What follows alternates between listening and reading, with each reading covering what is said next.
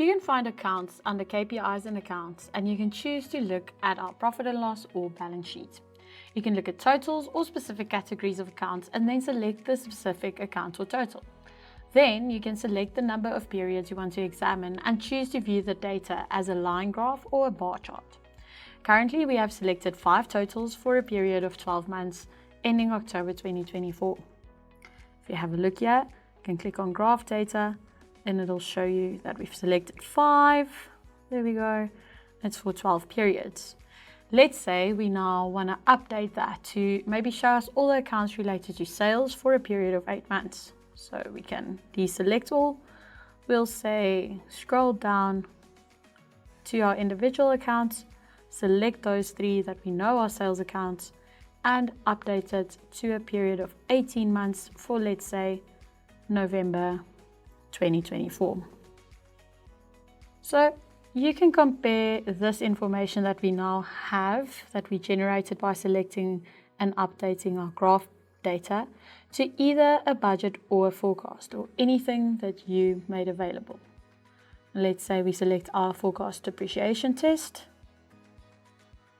It'll add all of the accounts included in that forecast to the graph you currently have selected. When we toggle it back to none, we will only see the items that we originally selected under graph data.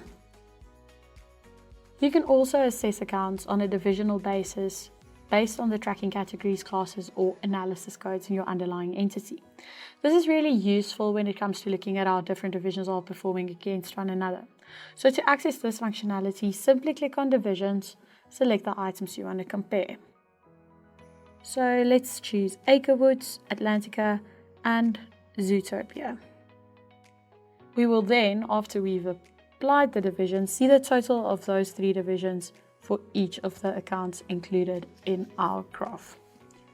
If at any time you want to see the transactions that made up a specific total, you can just click on the space in the graph and it'll take you to the transaction list for that specific month.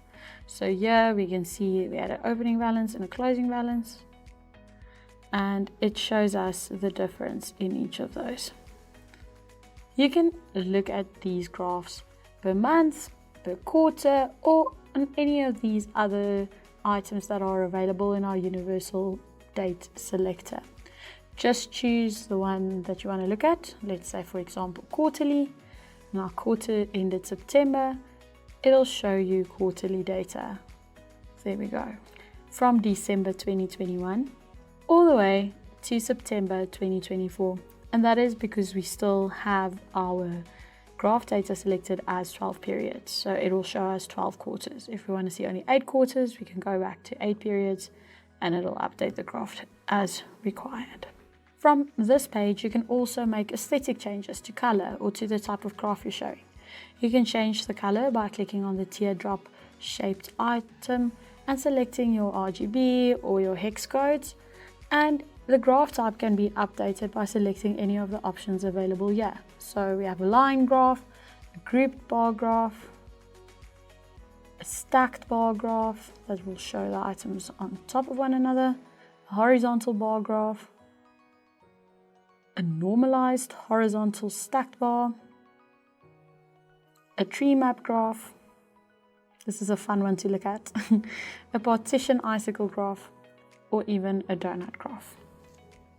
So as you can see, as per usual with Sift, we have a variety of options and you can make it custom fit to suit your needs.